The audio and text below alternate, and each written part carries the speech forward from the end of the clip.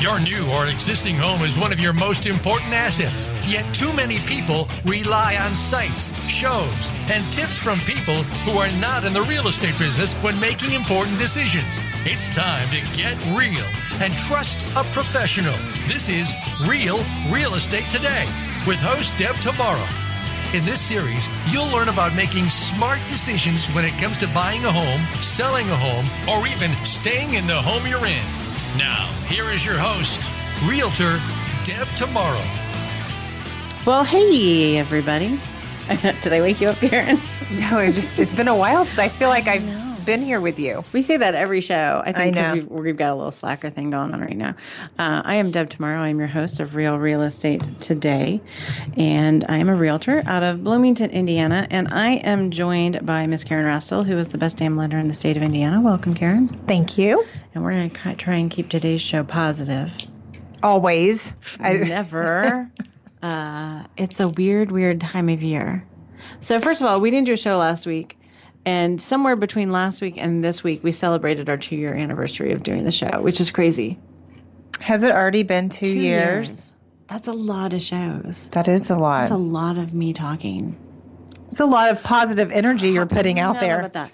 But probably enough of me talking to last anyone a lifetime. So if you have any real estate questions at all, there is lots of good information. You can find me on iTunes. And also, we're in the process of taking the shows and putting them on a YouTube channel. And so there's some good information there, too. So I definitely recommend that you go there. I've been having more and more people using that as a resource, and that's pretty exciting. I'm happy for that. So we are in the midst, in the Bloomington market, Bloomington, Indiana, of kind of our height of our selling season. We start a little bit earlier than other places around the country. Maybe other college towns are similar, but we're primarily a university town. So everything starts a little bit earlier because we tend to shut down in the summer because everyone kind of goes their separate ways for a few months. So we are in a really annoying and frustrating seller's market. Other big news, this is related too. Indiana just started about 2 or 3 weeks ago allowing liquor sales on Sunday. So if you're not from Indiana, you could go into a restaurant and buy a drink, but you cannot go into a grocery store and buy anything. Right. So how do we survive that? I don't know. There's a lot of planning ahead. I will tell you, it has always been a law since I can remember. Right. So, yeah. So I think that they were actually going to, the law had been passed and it was going to start in July. And then I don't know what happened, but one day in February, they were like, yeah, we're going to start at March 7th. Okay. And I think they did it because we're in this just seller's market that's just really frustrating for realtors. Oh, you think it's a correlation? Okay. Oh, I mean, it's a 1-to-1 correlation. The governor has your back. That's what you're saying because he just signed it. He's okay. Like, these poor realtors need to drink more. So let me tell you what happened over the weekend. You actually already know. Rachel did not get the story, though. And Rachel, associate producer extraordinaire, is here. So she's heard some bits and pieces. So a lot of insane things happened this weekend. We had this like big ice storm, sleet, slush, snow, everything. Insane, right? I'm driving all over a county here and there, showing houses that are already sold, but the realtors aren't telling people that they're already sold. So people are getting excited and then dreams are dashed. And, we all need to be a lot kinder and smarter with each other. But anyways, on top of all of that, I get a text from someone. I'm going to try and change names to protect the innocent. But we've talked about this on the show before, that a lot of sellers have security systems, security cameras in their homes these days. And I think everyone needs to be aware. I'm always ultra aware. If I say something negative about the house, I kind of follow up with it. But it's a really nice house because you never know who might be watching or whatever. I had a realtor bring her lunch into one of my listings, scheduled a showing, showed up with clients, sat down at the dining room table and proceeded to eat her lunch while her clients walked around the house. I know. My mouth is wide open. I can't believe that. But, while you were saying that, I think the Today Show just ran something last week. Yeah, just here in the last couple of weeks on the same thing about having, when you're having open houses, or it could have been our our NBC affiliate here in India. But anyways, just reminding people that you could be on camera. Crazy. I was so disappointed, and it was just sort of an embarrassing call to get. But anyways, my clients had a fabulous attitude about it and thought it was hysterical. Of course, they're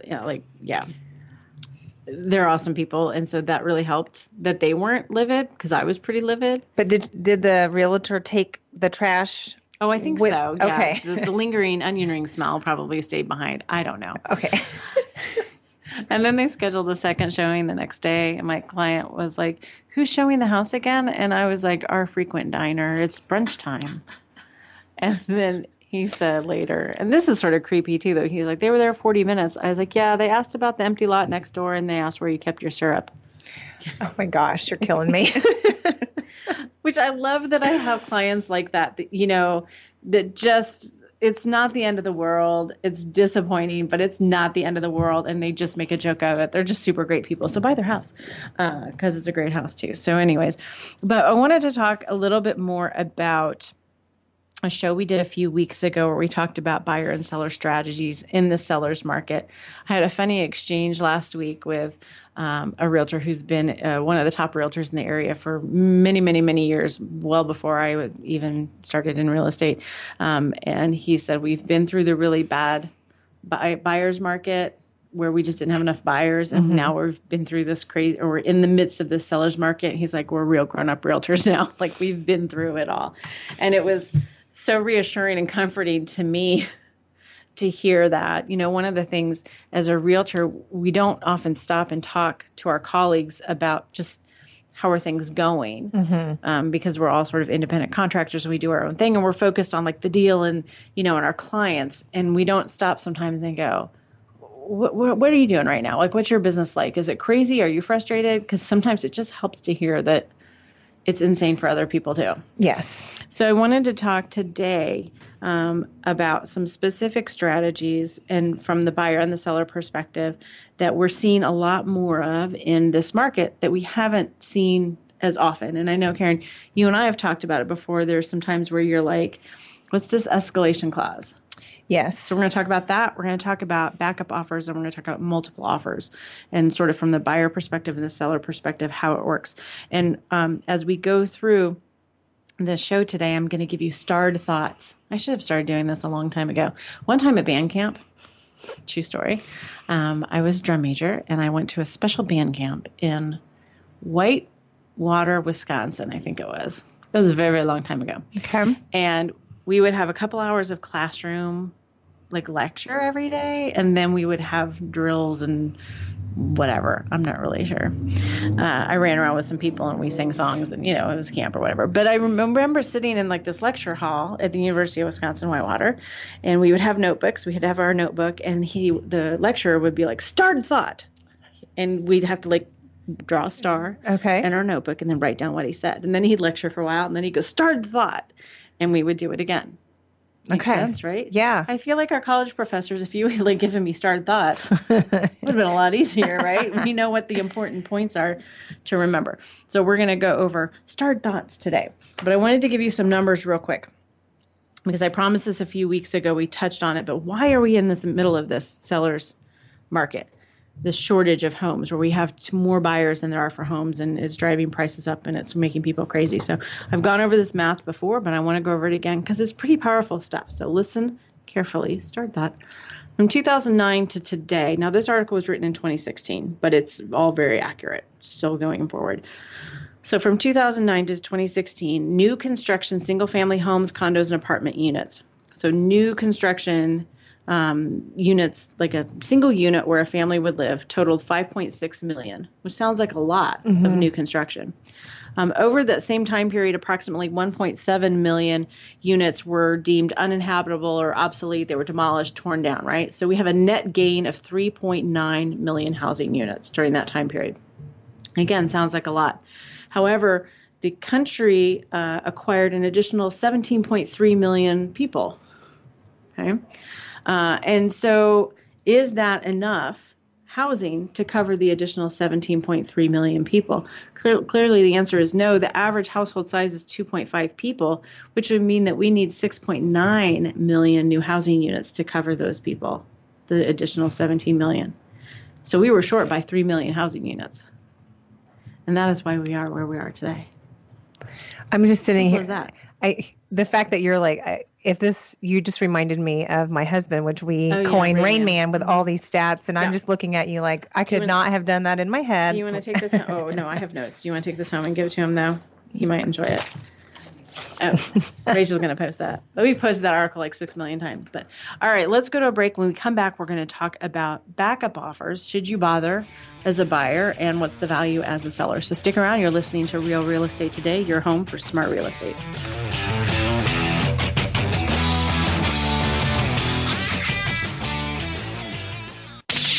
The Internet's #1 talk station. #1 talk station. VoiceAmerica.com. Are you interested in buying or selling a home? Not sure what the next step is? Deb can help. Go to realrealestatetoday.com and click on Start Here. You'll be asked a few simple questions, and Deb will personally contact you to help answer your real estate questions and connect you with a realtor in her personal nationwide network of realtors. So even if you aren't in Deb's service area, you're guaranteed to find a good match wherever you are. Visit realrealestatetoday.com. Are you finding your frequency? It can be described as that space between failure and success. It's the future of digital media. It's finding your voice. It's engaging topics, content, and ideas. Jeff and Ryan discuss the digital media space and all of its aspects. It's about making the mistakes, taking the chances, summoning the intestinal fortitude to step out of your comfort zone, and discovering what you can accomplish when you decide to try, decide to learn, decide that you have something to say, and find your frequency. Live Fridays at 2 p.m. Pacific Time, 5 p.m. Eastern Time on the Voice America Variety Channel. You count. Tune into Inner Revolutionary Radio and join the spontaneous wave of people all over the planet who, like you, are changing our world from the inside out. Follow the movement. Meet guests who are shaking things up. Call in and gain insights and courage to empower your own voice. Large or small, your part counts. So join us. Co-hosted by Helen Hillocks, Todd Benton, and Chris Reeves. Inner Revolutionary Radio airs live every Thursday at 3 p.m. Pacific Time, 6 p.m. Eastern, on the Voice America Variety Channel. Streaming live. The leader in Internet talk radio.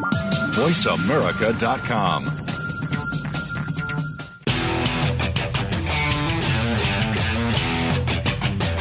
You are listening to Real Real Estate Today. To reach Deb tomorrow or with questions and comments about the show, please send an email to Deb at realrealestatetoday.com. That's Deb at realrealestatetoday.com. Now, back to this week's program. Welcome back to Real Real Estate Today. I'm your host, Deb Tomorrow. Make sure you're following us on Facebook. That's Deb Tomorrow Realtor. Probably the best place to get information and a lot of things that we talk about on the show are posted there, so there's good information. So we are talking today about some additional strategies for buyers and sellers, things that are happening more often in today's market than we've seen in the past. In this segment, we're going to talk about backup offers.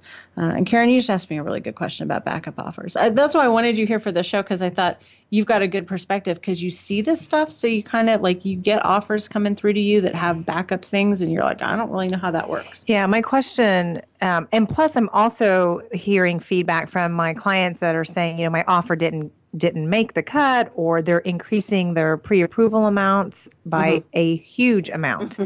But my question was, who can initiate or request, hey, can you take a backup offer? Right. Like if that is the buyer's agent or the seller's agent. And that was not something I had answered in here. So that was a great question, because really a backup offer can be initiated by either side. So a backup offer is when there is an existing offer in place, but you want to be next in line in case that first deal falls apart.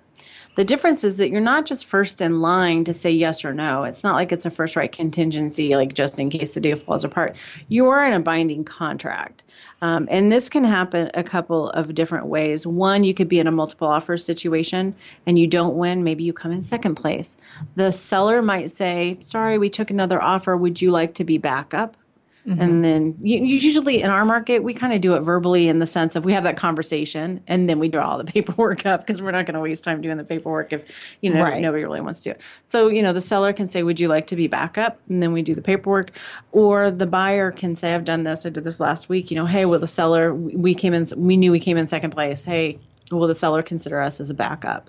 And if the seller says, sure, I'll take a backup, then we do the paperwork. And I don't know if this is on your list.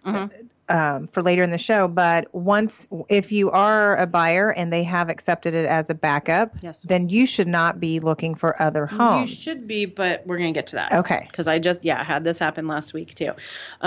So what's important to understand, and the backup offer can also come into play further down the road. So I have taken to, you can't find a house for a client. What just went pending? What just got an accepted offer? Could we get in as a backup? And one of the things I tell people is if it's been a couple weeks, then the deal's probably pretty solid. When they fall apart, it's usually within the first week or so. So you can come in as a backup sometime after the fact as well, even, if there wasn't a multiple offer. But the most important thing to understand is that you are dealing with a contract here, a binding contract. And so the example that I had last week, let me see if I can recreate it because there's so much stuff that's been going on. We ended up being a backup offer. So there were multiple offers. The seller decided to go with a cash offer, no inspections, which is crazy. Don't do that. And a quick close, 2 weeks. And our offer was higher, but the seller was totally on board with the whole cash. And, I get it. I mean, I don't necessarily blame them. But so we said, well, hey, can we be backup? Sure, we did the paperwork. We keep looking for houses because we're not going to suspend our search for a couple weeks. But we had to be ready to rescind our backup offer very quickly. So what happened was we found another house. We made an offer. We negotiated it. The second that we got an accepted offer, I fire off an email to the agent of the house that we had the backup on. And we said, we're out as backup. He was like, that's funny because my buyer's getting ready to walk. Oh my gosh. Okay. Quick close, cash, no inspections. I don't know what happened there. But we were out and we were in a binding contract on another house. So there's no way. They were like, well, you want to get back in on this? I'm like, I can't. I got a binding contract over here that I can't kill that without putting my buyer at risk of, breaching contract. We're not going to do that. I don't play that game. So then they had a second backup and they went to that, but those people were out for some reason too. I don't know why. So the house ended up going back on the market. Oh, yeah, kind of that's the kind of crazy stuff that's going on. So let me give you a little vocabulary lesson on, because that's one of the things I think we start talking about things and people are like, I don't even know what you mean. So here are some terms that will come into play if you are thinking about doing a backup offer. There is the primary offer. That's the current offer that's in place, that's active. And then there are your backup offers, and you may have a first backup and a second backup. And I would imagine, God bless the realtors on the East Coast, the San Francisco area, where things are 20 times crazier than they are here. I don't know how they do it. They must all be alcoholics or something. I don't know. So primary offer, backup offer. I use the word rescind. That means you take back your offer or you withdraw it. So there are certain circumstances you can do that. So you can withdraw. So the nice thing about a backup offer is that you can withdraw that at pretty much any time. If you find another house. The most terminology in the backup offer says that it can be terminated at any time by the buyer. And then notification is another important concept to understand because throughout this whole process, people have to notify each other about what's going on. So you get notified if the primary offer gets terminated. You get notified that your backup offer has now become primary offer. So I hope that makes sense. The form that we use, like I said, it's a pretty standard form. We just fill in a couple of spaces. It says this backup offer is effective for a period of time that we fill in, say, usually fill in 30, 45 days or something like that. A buyer may withdraw the backup offer at any time prior to receiving notification. So that's what's important. You can withdraw it at any time. So that's why you can keep looking for houses, but prior to notification. So had I not rescinded our backup offer right away when they got an accepted offer in another house, 20 minutes later, we would have had 2 accepted offers because we would have gotten notification that. Right. Yeah. Right. Confusing as all get out. You got to keep like a spreadsheet. It's kind of great. So that is a starred thought. That it's really important to rescind, to kind of stay on top of your backup offers. Like, I don't want people, I feel like sometimes people like, well, I had someone ask me last week, is it bad form to like try to negotiate on 2 houses at once? Yeah, because you might have 2 accepted offers at once. But it's kind of the same thing with backup offers. If you are just putting in backup offers on everything, I mean, that could be a strategy in today's market, and maybe you'll hit on something, but you better keep track of what you have backup offers on and what you don't. Right. So that you can make sure you withdraw any of them because you could get stuck. Okay. Here's an interesting a note from a buyer's perspective on backup offers. So this started thought. Backup offers can, strangely enough, increase the chances that buyer number 1 closes on the home. Except in the story that you just told. Right. It did not. Right. But in a lot of cases, it can. You know why? Because are they telling that first agent? Many times they are. Saying. So the buyer they lose their leverage. So, for example, something comes up in inspections. The seller's standing here going, I got a backup offer. I don't really care what you want.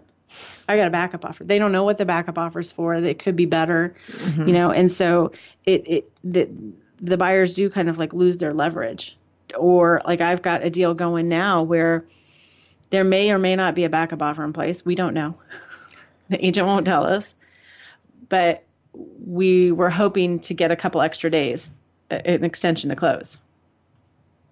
And they're saying no. And if there's a backup offer in place, then we probably don't have any leverage because they can just turn around and close with the backup offer.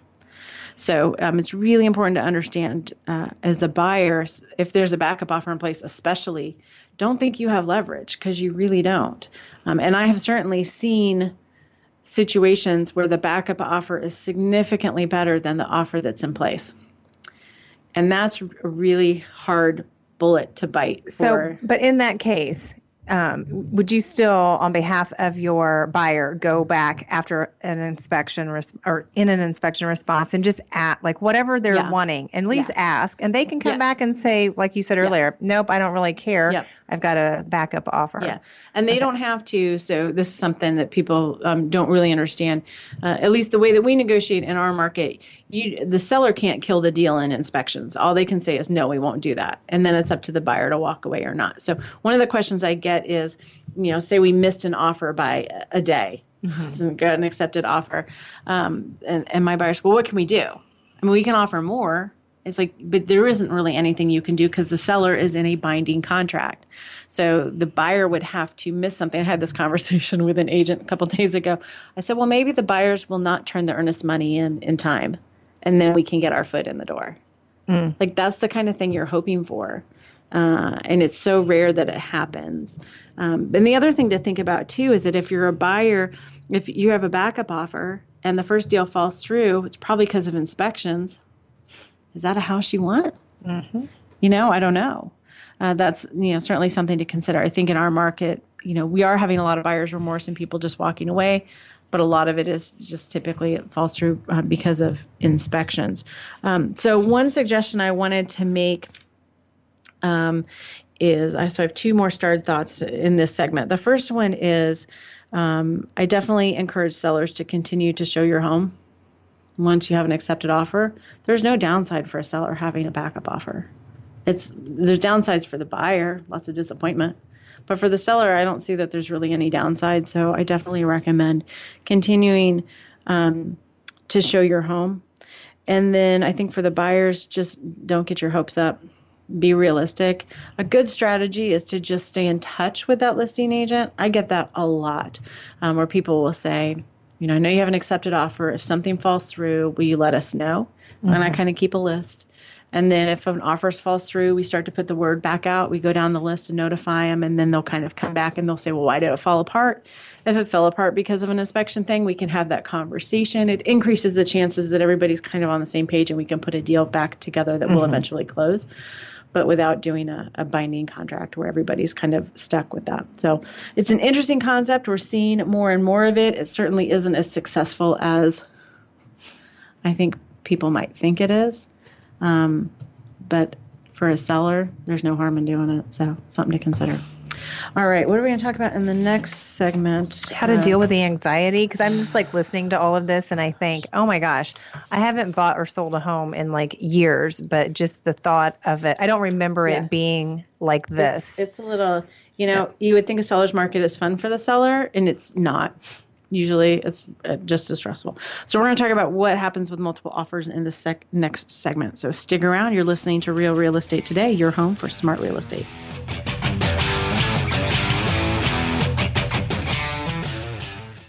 Streaming live, the leader in Internet talk radio, VoiceAmerica.com. Are you interested in buying or selling a home? Not sure what the next step is? Deb can help. Go to realrealestatetoday.com and click on Start Here. You'll be asked a few simple questions, and Deb will personally contact you to help answer your real estate questions and connect you with a realtor in her personal nationwide network of realtors. So even if you aren't in Deb's service area, you're guaranteed to find a good match wherever you are. Visit realrealestatetoday.com.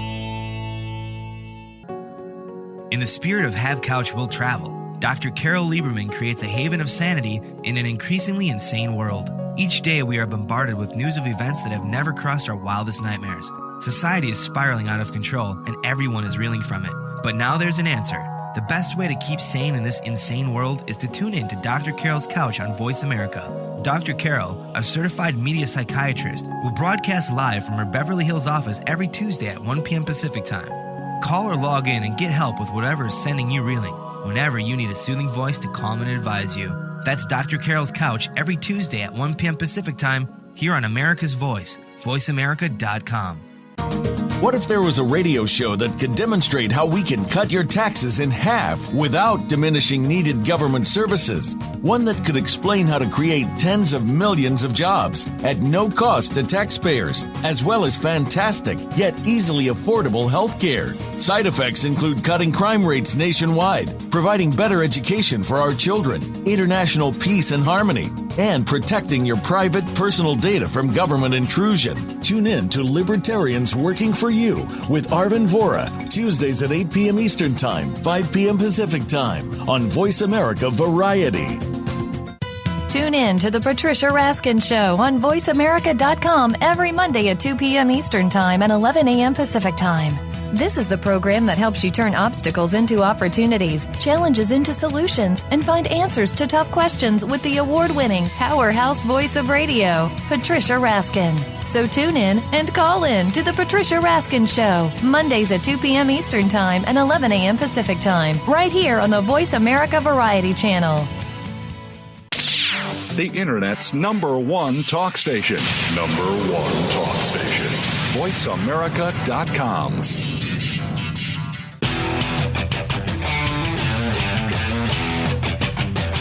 You are listening to Real Real Estate Today.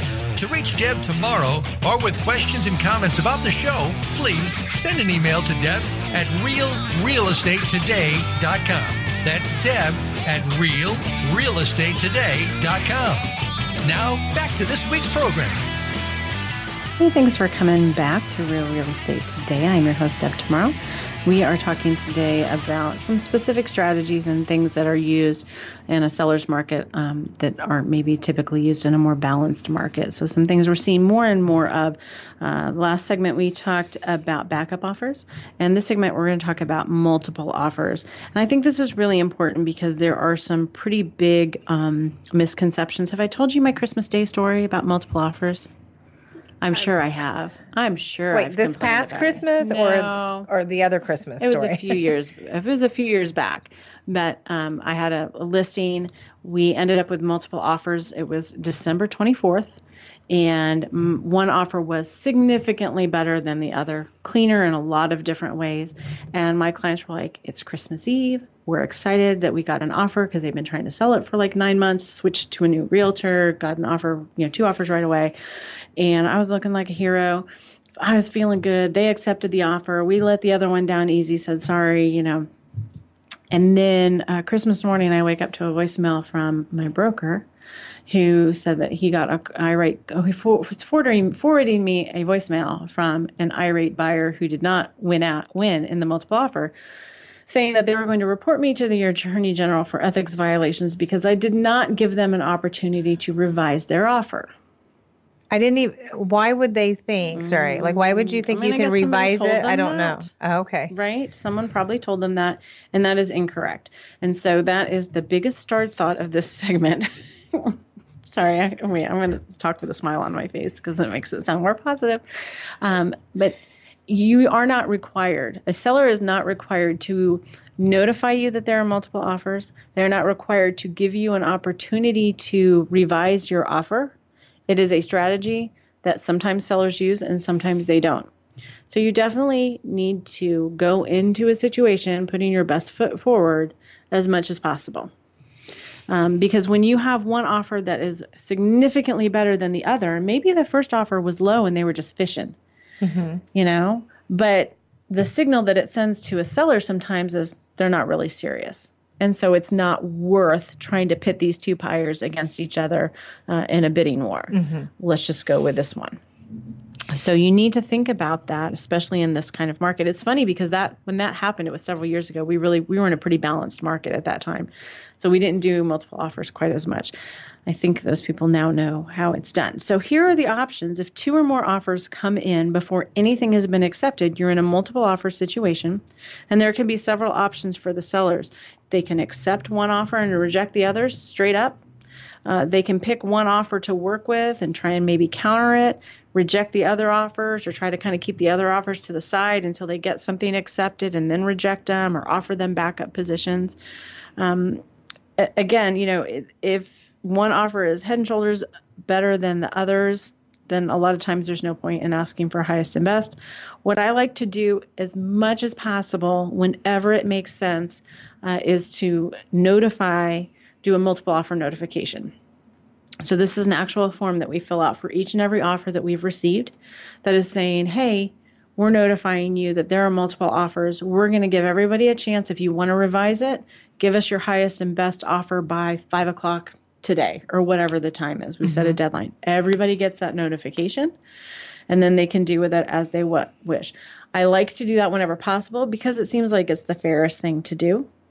But if one is just blowing the other offers away, it's just kind of a waste of everyone's time. But it goes back to it's up to the seller on what they want to do. Oh, that's such a good point.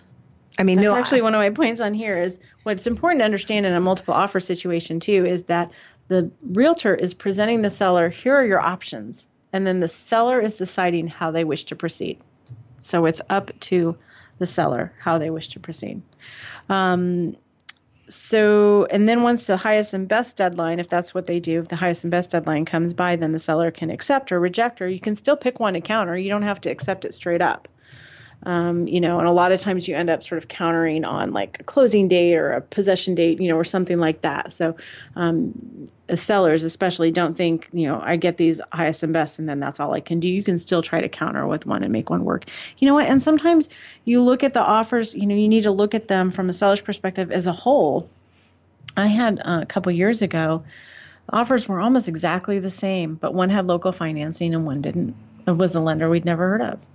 And so that's kind of how we ended up making, the decision. So you kind of look at the entire package. And sometimes we'll say, there's 90% of this offer is really good and there's 10% of it that's really bad, but maybe we can negotiate with them on that 10%. So sometimes you have to kind of continue to do some work. All of those things are options.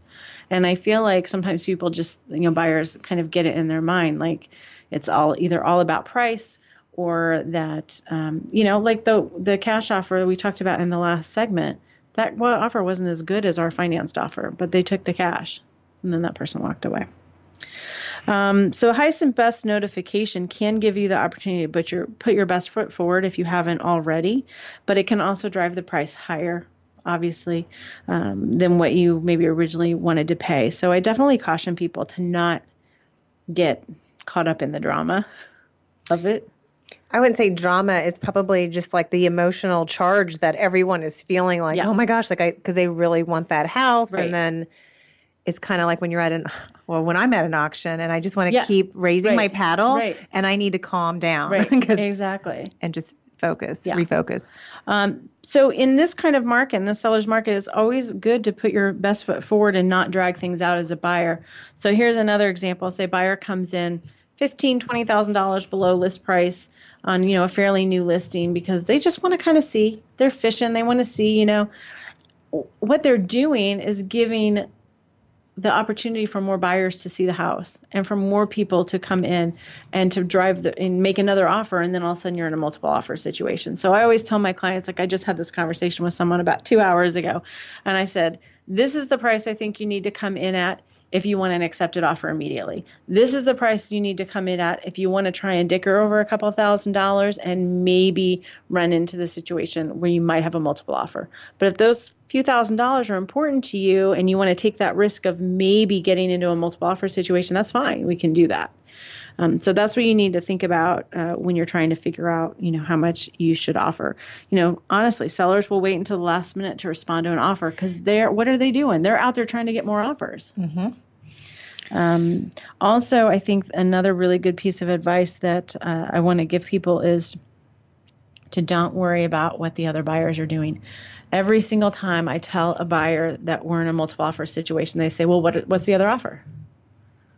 They're not going to disclose that to me, right? Because that's not in the seller's best interest because the seller wants everybody to think the best offer is $10,000 over list, or if you're in the Bay Area, $50,000, $500,000 over list or whatever. So you can't control anything about what's going on with any of the other parties. You have to just do the most that you're comfortable doing and feel good about that. And if it's not enough, it's not enough. I have a lot of clients who say, if it's meant to be, it's meant to be. And I'm always like, okay, they're those kind of clients. That's good, because they kind of get it. It's just, you can't force it. You cannot force it to happen sometimes. Mm-hmm. You can just put your best foot forward and feel good that you did the best that you could possibly do. That reminds me of rate locks. Sometimes people will lock in their interest rate and then like a week later say, if I would have locked in today, what is it? And I'm like, we're not even going to go there. Like, I don't know.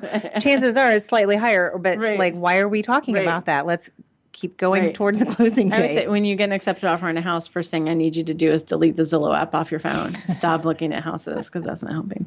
My best advice, starred thought, for a seller is to just be kind and don't be too greedy. I know it's very tempting to want to be greedy, but I just think, I don't know. I mean, this is what's going to kill me in this business, is that I'm always like, just be nice to each other. Why can't we just all get along and be nice? And why can't, but just be kind. I mean, respond quickly, as quickly as you can, be respectful, let people know what's going on. Don't drag it out, because if you've got multiple offers and there are people that are, excited, and I always say from a realtor perspective, someone's going to be pissed off at me at the end of this transaction. I'm going to have to say no to somebody, and you just kind of have to toughen up to that. But be as kind as you possibly can be. I think that's really important. Let's see, we already went over that point. See, I put it right here at the very end. It's important to understand the listing agent's job is to help the seller get the best possible outcome from the sale of their home. They aren't trying to be asses usually. There's a few, I can tell you who. But they're trying to represent the seller. And I think that people need to understand that as well. Sellers and buyers are sort of naturally conflicting goals. So it always makes it a little tough. But if you're kind to each other and respectful of each other, then I think you're good. Let's see. Does that pretty much cover the... Oh, yeah, I have another point. Sorry. Talk amongst yourselves. This is another one I get a lot. Is there really another offer? We don't know because you don't have the seller's agent doesn't have to disclose, right? We don't ever ask for proof. But I will tell you that I strongly believe it's an ethical violation to lie. Part of the Realtor Code of Ethics says you have to be honest. You're representing your party, but you have to be honest and fair in your dealings with everyone, with the public. So, no. I think the chances, I've never felt like someone was lying to me about that, about there being multiple offers. And I just don't think anybody would risk their livelihood on that. So I think maybe I just want to live in a world where I believe everyone and trust everyone. That's not a bad thing. Let's do it. Yeah. All right. Next segment, we're going to talk about the ever popular escalation clause, also known as the acceleration clause, which is not correct, but I'll tell that story. So stick around. You're listening to Real Real Estate Today, your home for smart real estate.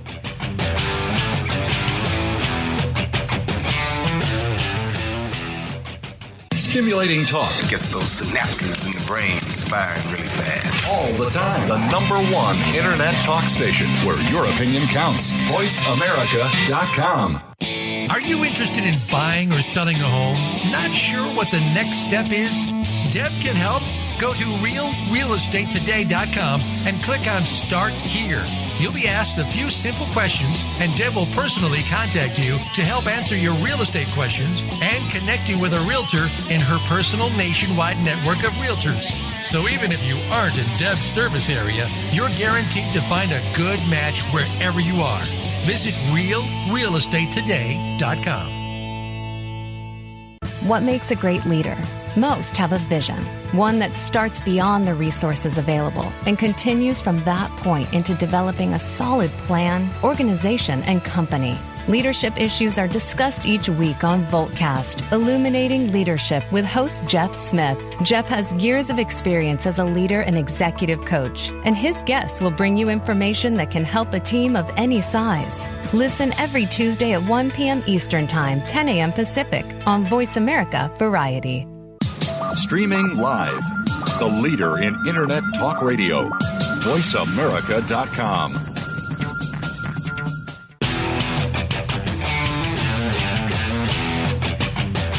You are listening to Real Real Estate Today. To reach Deb tomorrow or with questions and comments about the show, please send an email to Deb at realrealestatetoday.com. That's Deb at realrealestatetoday.com. Now, back to this week's program. All right, welcome back to Real Real Estate Today. I'm your host, Deb Tomorrow, joined by the ever-lovely Karen Rastel. Thank you for joining us today and asking some really good, insightful questions. Riveting questions, Insightful. I know. All right, I want to talk about this escalation clause. This is a relatively new thing in our market. I know it's been done a lot more in other markets, and people are just sort of starting to pick up on it because it hasn't been anything we've really needed to do. So first of all, it is not an acceleration clause, as I had another realtor say to me. Maybe they wanted to light it on fire. We're not accelerating anything. It's an escalation clause. So it's very similar to eBay. If you've ever bought anything on eBay, it's a technique that's used to outbid other offers, and it's typically used in a multiple offer situation. So here's some vocabulary words that are involved in the escalation clause. So you've got the clause itself. You've got a cap. That's the most that the buyer would be willing to pay. And then there's an escalating factor or increments. In our market, it's sometimes $500 and sometimes $2,500. It can be a lot more in markets where the home prices are much higher. But that's how much above the next highest offer that the buyer is willing to pay. And then another concept that's important to understand, especially in our market, is net proceeds. So when we talk about I'm willing to pay $500 more than the highest offer you have, when we say highest offer, that means the highest offer in terms of the seller's net. So if there's like closing costs and things like that, we have to do some math. Not just the purchase price. Not just the purchase price, but kind of a net. Yeah. And then documentation. So what I think is really interesting and slightly uncomfortable about this whole escalation clause is the way that the paperwork is written up, and our paperwork's written up by the Indiana Association of Realtors. It does say that the seller has to provide the buyer with proof of what the next highest offer was. You can't just make up an offer. Okay.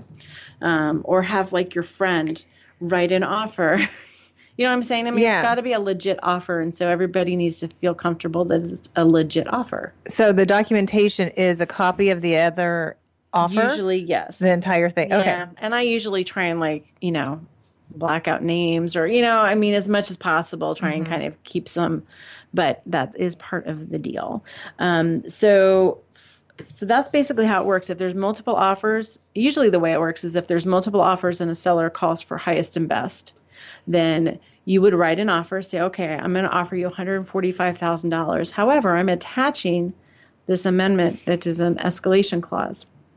And that says, if 145 isn't the highest, if you have an offer that's over 145, I'll pay $1,000 more than your highest offer. And I'll say up to $155,000. Okay. And then the seller, if that's the highest, the seller will come back and probably just write a counter offer up and say, okay, I'll take your offer at 152 or whatever. So my question would be if I'm the buyer and I got my offer accepted through that escalation clause. Yes. And what if I'm doing financing and the appraisal comes back and it's less than whatever that number is? Yes. Do I still, like typical buyers, can still try to renegotiate that price? You still have an appraisal contingency. Okay. That's still in effect. Okay. So, and on the form, you can fill out and say, I'll pay for it regardless of what it appraises, but typically we don't do that. Okay. And you can have multiple escalation clauses. That's a fun one.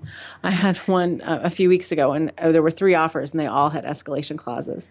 So you have to kind of lay them all next to each other and be like, okay, that one's higher than that, and it pushes everybody up to their highest point of the escalation clause and then the next highest one.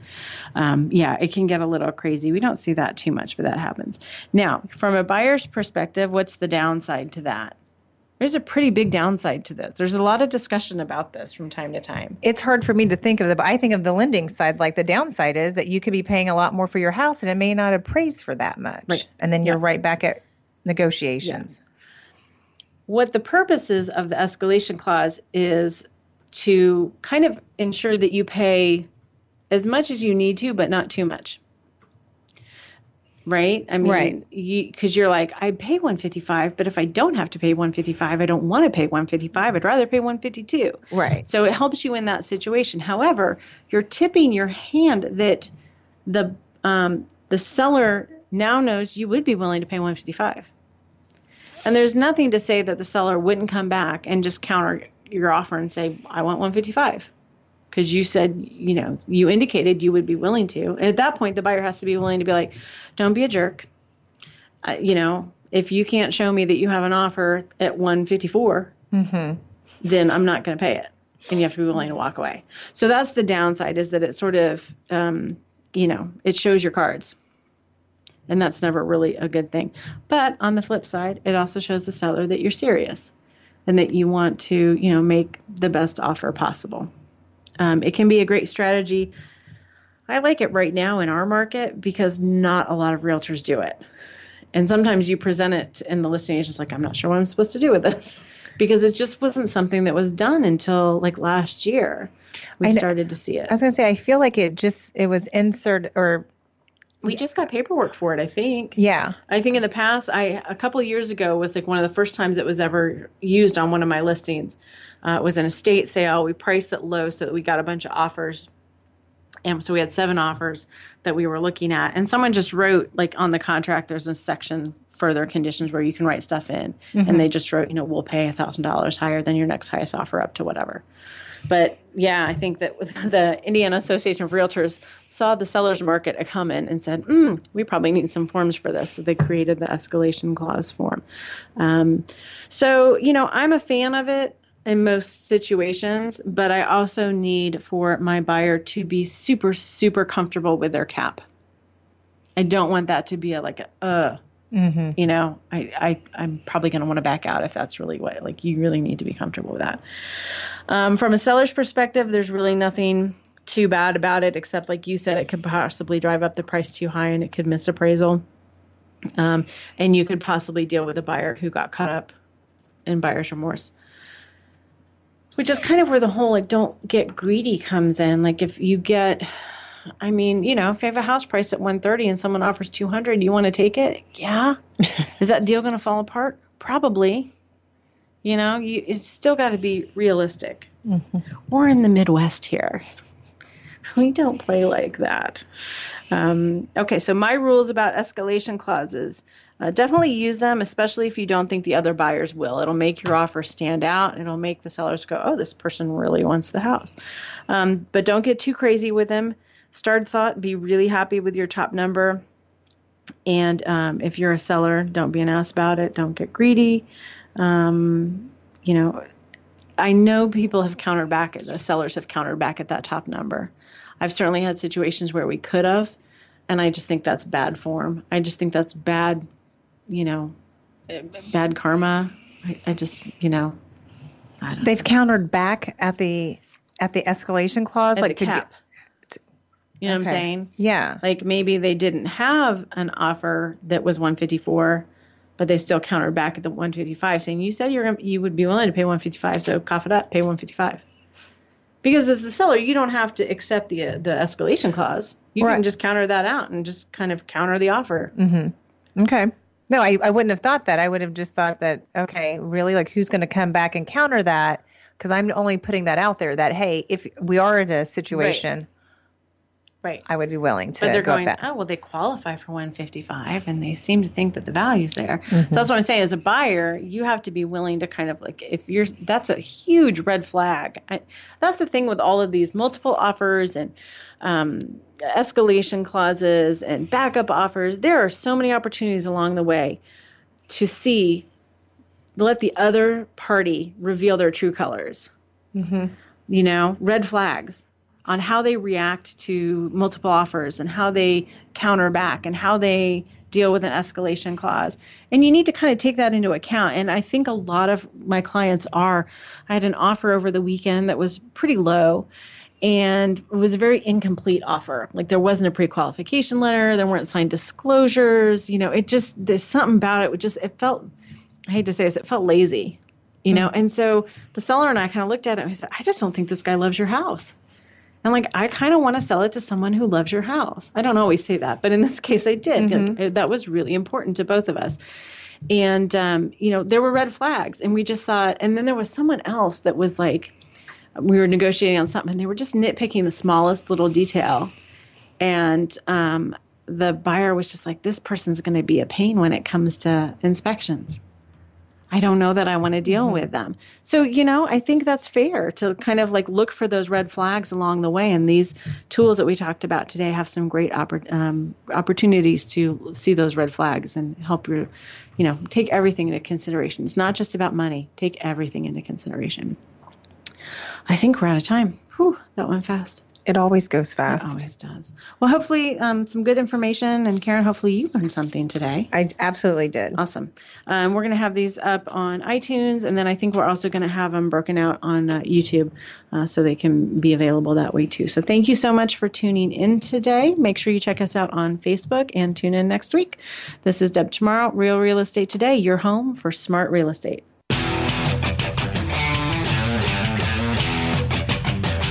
Thank you for tuning into Real Real Estate Today. Please join your host, Deb Tomorrow, for another edition every Tuesday at 12 noon Pacific Time, 3 p.m. Eastern Time on the Voice America Variety Channel. Until next week, take care of your home. It's one of your most important assets.